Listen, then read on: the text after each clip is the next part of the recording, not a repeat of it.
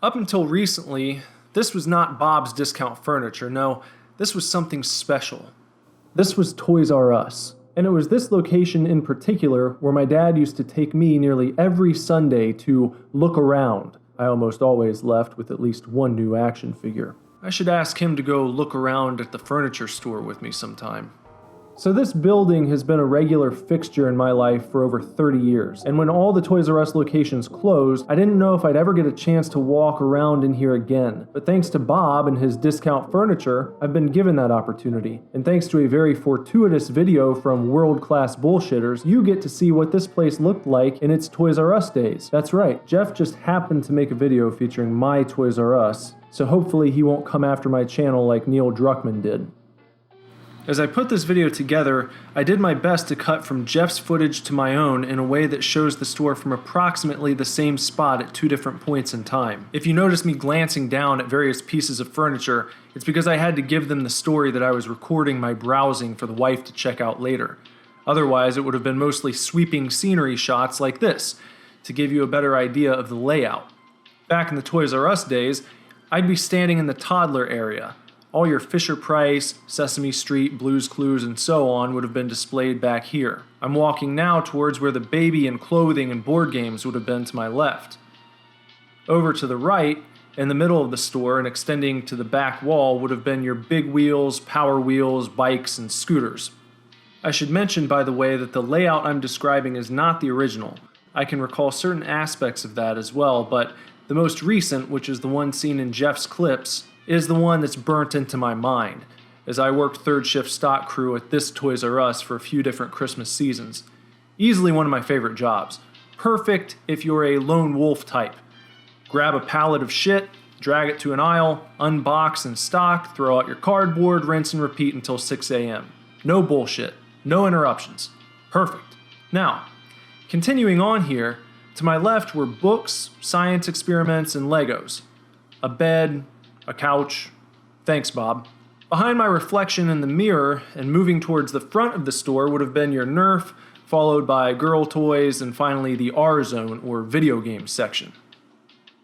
And now we're back in Toys R Us.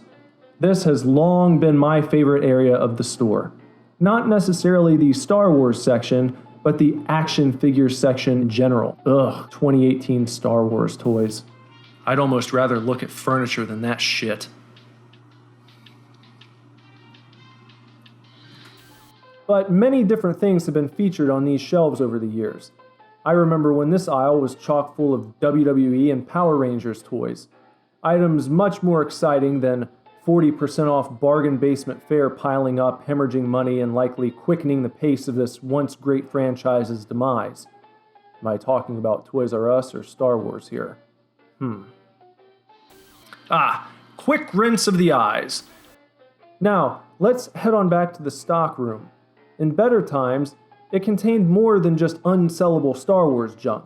Yes, this used to be a very exciting place indeed. Bay after bay packed from floor to ceiling with boxes full of wondrous treasures. It wasn't just this side, by the way. This storage space wrapped around the entire building, except for the front, obviously. It's too bad smartphones weren't around when I was working here. Would have been fun to do some unboxing videos live from the workplace. Fun fact, down at the end of this corridor, I stashed a box of Airheads. I'd usually treat myself to one during each shift. But that's it. Okay, maybe a soda every now and again, but I never stole any toys. I might have put a Chase variant or two to the side in a secret hiding spot, but I always paid for my merchandise. Yeah, this was a nice area for an impromptu break every so often. If you heard anyone coming, you could quickly pull out your scanner and act like you were just looking for a particular item to restock. So that was cool. Back to the furniture. File that one under less exciting movie titles. You've seen Back to the Future, but nothing will prepare you for Back to the Furniture. Not even 20 shots of espresso. And so our time revisiting Toys R Us is almost at an end. This store will always hold a special place in my heart.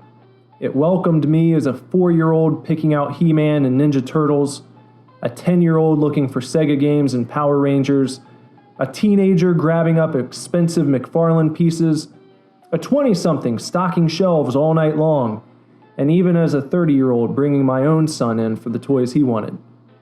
And just before this location shut down, I was actually able to visit with my dad and my son at the same time. The only time all three of us came into this store together. And wouldn't you know, my dad bought me a He-Man figure. Thanks to the nostalgia market, we completed the circle. In any event, I'm thankful Jeff chose this store out of all possible locations and gave me the chance to reminisce a bit, right here with all of you. Hopefully you've enjoyed this unique jaunt through time.